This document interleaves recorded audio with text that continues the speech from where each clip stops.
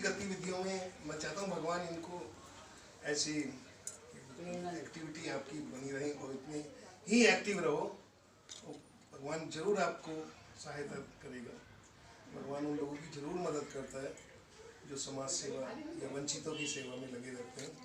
4 पंक्तियों के संग में बोलना चाहूँगा कि राणा सांगा की शमशीर नहीं दे सकता, शमशीर तलवार को राणा सांगा की शमशीर नहीं दे सकता, नेहरू और गांधी की तस्वीर नहीं दे सकता, लाल बहादुर की सिसकती हुई सांसों ने कहा प्राण दे सकता हूँ, कश्मीर नहीं दे सकता, प्राण दे सकता हूँ, कश्मीर नहीं दे सकता।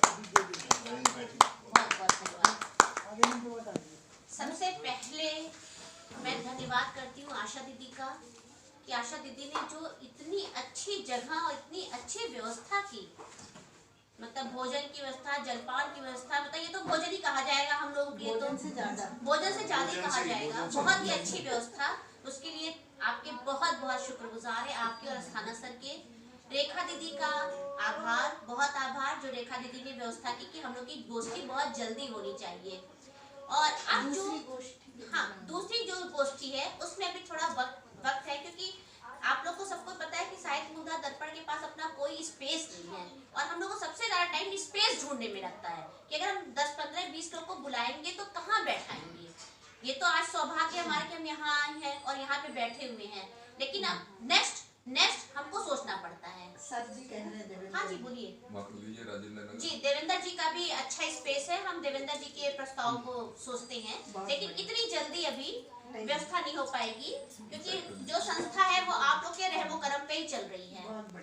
तो इसके जो जैसे जैसे हमारी व्यवस्था बनती है, लेकिन हाँ 2 प्रोग्राम उन्होंने जरूर सोचे हैं कि साहित्य मुद्दा दर्पण के 2 ऐसे प्रोग्राम कराएंगे जो बिल्कुल तहलका मचा दें। 2 प्रोग्राम ऐसे जरूर होंगे और खुली स्पेस में होंगे और अच्छी जगह पे होंगे, और तब आप सभी को अपना हुनर दिखाने का और ज्यादा मौका और लोग के सामने मिलेगा। तो इसके लिए आउट ऑफ स्टेशन भी बना लेना मुराद। हाँ बिल्कुल, निरंकार जी के पास भी बहुत अच्छी स्पेस है और निरंकार जी के यहाँ भी हम व्यवस्था बना सकते हैं। खैर ये सारी बातें जो है होती रहेंगी। अब हम आ जाते हैं अपनी कविता के ऊपर।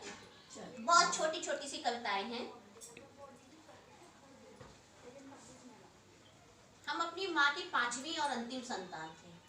तो हमारी जब बहनें शादी हो गई, पहले तो हम छोटे ही थे, जब बहनों की शादी होगी तो मेरी माँ बिल्कुल अकेले हो गई और तब उसका अटैचमेंट हमसे हुआ, क्योंकि हम 5वीं संतान थे।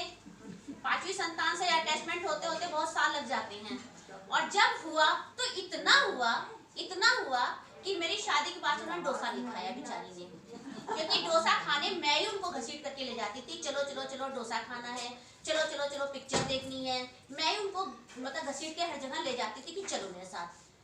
तो इस तरह से जो है हमारा थोड़ा सा, अब हमको भी उस समय तो कुछ नहीं, क्योंकि जैसे ही उनका अटैचमेंट हुआ वैसे मेरी शादी हो गई तो हमारा वो अटैचमेंट खत्म और यादें भी खत्म। लेकिन अब जब मैं इस तरह पहुंची और मैंने अपनी बेटी की शादी की है तो मुझे ऐसा लगने लगा है कि माँ बहुत बड़ी चीज है। और अब मुझे प्राय सपने में वो रोज आती हैं, डेली वो आती हैं।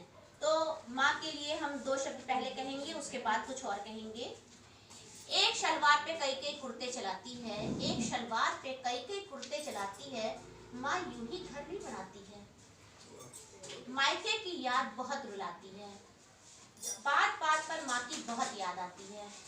जिद पूरी करवाना हो या खाने में पसंद की कोई चीज बनवानी हो, खुशबू कोसों दूर तक आती है। माँ की याद बहुत सताती है, माँ की याद बहुत सताती है। ये केवल 2 पंक्तियां ही मैंने लिखी हैं और इसके आगे दीदी पूरा करेंगी। मैं आधा लिख देती हूँ फिर आगे इनको ट्रांसफर कर देती हूँ, क्योंकि काव्य का क्षेत्र मेरा नहीं है। होली के ऊपर 4 पंक्तियां हैं। रंग छाया है बाजार में, बेचने आया है रंगरेज, चटक सुर्ख रंग है सारे, सारे पक्के और हैं तेज, सारे पक्के और हैं तेज। ये रंग सुर्ख है जोड़े का, ये पीला जो गोरा बदन, ये धरती सा है हरा रंग, ये नीला जैसे ऊपर गगन। हथेलियों पे रख के रंगरेज मिलाए है उनको, कहे रंगना है यदि जहां, पहले रंग लो अपनों को, पहले रंग लो अपनों को। इन पंक्तियों के साथ मैं वैसे ही बहुत देर से बकबक कर रही हूँ और अब इन पंक्तियों के साथ ही ये सभा को हम समाप्त कर करते हैं, आप लोग की आज्ञा हो तो। यदि आपको किसी में को कुछ और कहना हो तो उनका स्वागत है मंच से। और होली का दीदी पहले ही अबीर गुलाल सब